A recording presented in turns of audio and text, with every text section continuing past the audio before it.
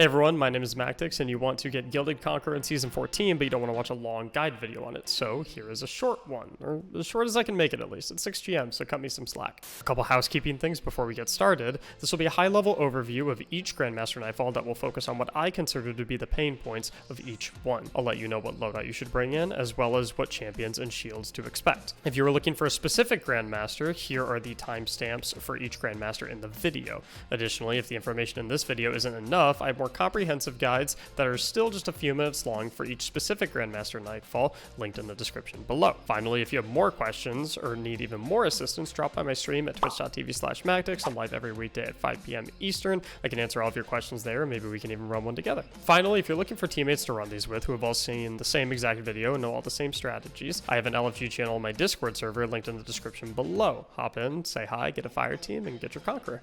Sorry for the longer intro, just wanted to cover all my bases. With all that being said, let's get started. Before we get to the specific GMs, I want to talk about some general loadout stuff that is applicable to every Grandmaster. You should try to walk into every single strike with the Taking Charge and Protective Light mod combination. It increases your damage resistance significantly when active and can save you in a lot of circumstances. Additionally, any GM in which you are running a grenade launcher, you should also bring the Breach and Clear Seasonal Artifact mod for that extra damage and debuff. With all that being said, let's get started with Glassway. Glassway has Barrier and Overload champions along with Arc shields. My recommended loadout is 2 players with a Scout Rifle, an SMG or a hand cannon, and Anarchy.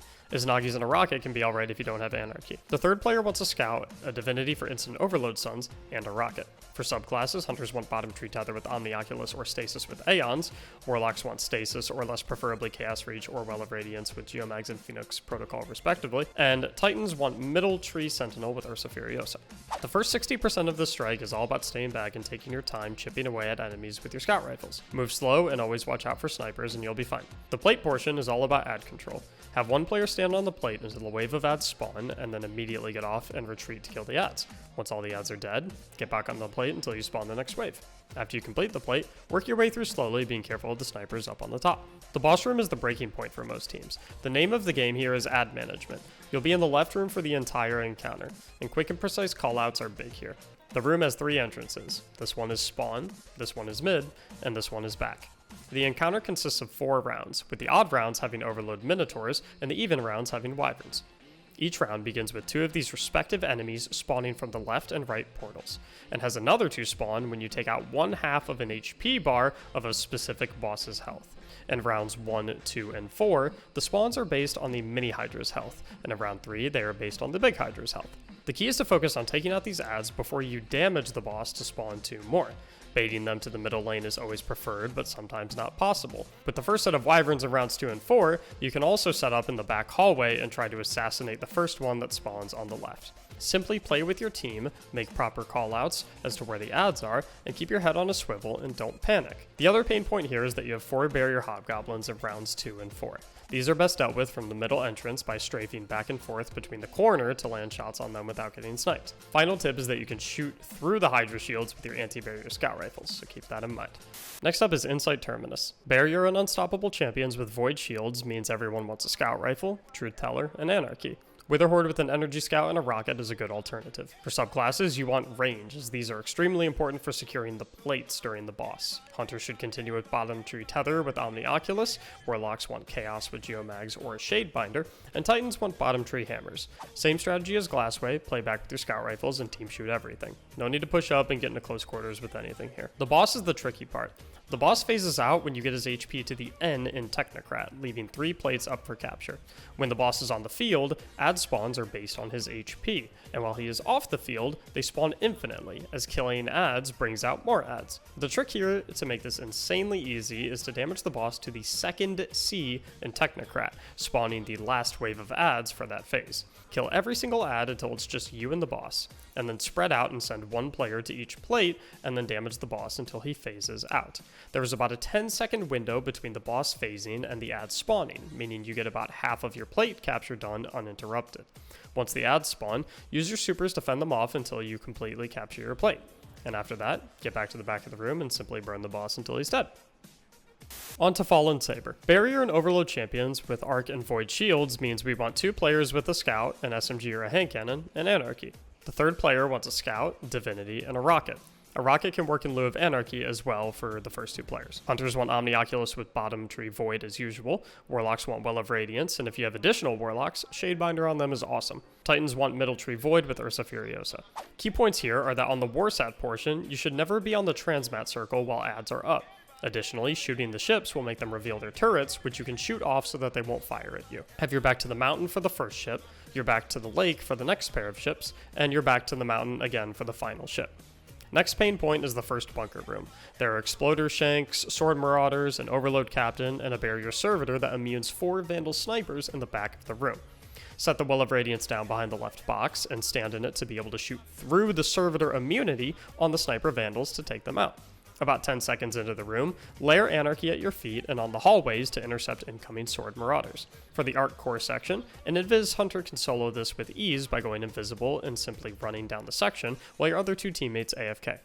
For the second to last room, same thing as the first bunker room. Plop the well down and kill the snipers through the Servitor immunity. For the boss room, take out his first quarter of health by head glitching the box in the middle. Afterwards, kill some Shanks and then move to the left side of the room and head glitch the large moving pad where you will play the rest of the fight. Deal with the ads and boss as they become available and watch each other's backs. For the final phase, save your big burn for the final quarter of his HP bar as he will try to taser you. Moving on, we have the inverted Spire. With Barrier and Unstoppable champions, we want the same Scout Rifle, Secondary Grenade Launcher, and Anarchy, with a Horde Energy Scout and Rocket being the alternative. All 3 shields in this one, so bring 1 of each element per player. Burst Supers are key here, so Bottom Tree Tether or Nighthawk on Hunter, Chaos on Warlock, and Thunder Crash with Curious on Titan. Same thing as Glassway and Insight. Play back with your Scouts and Team Shoot. For the first champ section, I like to play this from the top right platform and kill everything from above. Then I hop down and take out all of the lower level champions from behind. For the percentage portion, Blinding Nades rock here, and there is also a safe spot in the back. For the drill section, high ground and range are your best friends. And finally for the boss, burst, burst, burst. The final floor is rough, so don't spend too much time here. Next up is Warden of Nothing, sporting all 3 champions and void shields. 2 players want a Scout, a hand cannon or SMG, and Anarchy, and rockets if no Anarchy. Player 3 wants a Scout, Truth Teller, and Anarchy, and for Player 3, Wither, Horde, Energy Scout, and Rocket is the alternative. For subclasses, you just want Burst, so Tether or Goldie with Nighthawk for Hunter, Gas Reach for Warlock, and Thunder Crash for Titan. The strike is simple until the Mines room. The key here is delaying your capture of A to instead kill the Barrier Hobgoblin and Unstoppable Incendior that spawn to the right of the exit of the room. After killing these enemies, capture A. Then go take B, and then move as a team to take C. It is also worth noting that the Overload Minotaur that spawns after you capture A can be completely ignored and you will still get Platinum. The boss room is simply a burn. Shoot Anarchy, throw nades, use supers, and nuke him before things get too hairy. Finally, we have the Disgraced. Barrier and Unstoppable champions with Arc and Solar Shields once again means we are bringing a Scout Rifle, an Empty Vessel, and Anarchy. Once again, Wither, Horde, and Rocket as an alternative. For supers, Hunters want Bottom Tree Void with Omnioculus, Warlocks want Chaos Reach with Geometric Stabilizers, Shadebinder, or Well of Radiance with Phoenix Protocol, and Titans can get away with Bottom Tree Hammers, Curious of the Falling Star with Thunder Crash, or Ursa Furiosa with Middle Tree Void. Same story here, play back with your Scout Rifles. The first room is the hardest part of this. Beware of snipers as well as the Sword Marauders that spawn about 30 seconds after you start fighting in the room. For the outdoor part, kill the Shriekers immediately when they become alive before you focus anything else. For the room before the boss, the Barrier Knight at the top left is the most lethal enemy here, so damage Navoda a bit so she leaves, take out the 2 Solar Wizards, and then destroy that Barrier Knight before you move up the hill. For the boss, she has a lot of HP, so take your time with your Anarchy shots. Additionally, Thralls spawn from the windows and the bottom of the hill as you damage her. She starts at the bottom of the hill, teleports to the bridge at 5/6 HP, vanishes at 2/3 HP, spawning an Unstoppable Ogre at the top, and then another with a regular Ogre at the bottom of the hill in her wake. After wiping the ads, she comes back on the bridge until you get her to 1/3 HP, where she will TP back to the bottom of the hill and remain there until you kill her. Safe spots here are basically wherever Navoda is not. If she is up top, safe spot is at the bottom. If she's at the bottom, safe spot's up at the top. Simple as that. And that is all the tough parts of Gilded Conqueror in Season 14. Please subscribe if you like this video or my channel, and if you don't think I've earned your subscription yet, please let me know in the comment section down below what you would like to see from me or my channel that would make you want to subscribe. Thanks so much for all the support on these videos. It was an incredible season of Grandmasters, and I got to meet so many of you over on my Twitch channel, and even some folks sent tips to my tip panel on Twitch to say thanks for the helpful videos, so special shout out to all those individuals. You know exactly who you are. Good luck grinding out your Conquerors in Season 14. I'll see you again with these same guys in 15. Thank you so much for watching, and have a great day.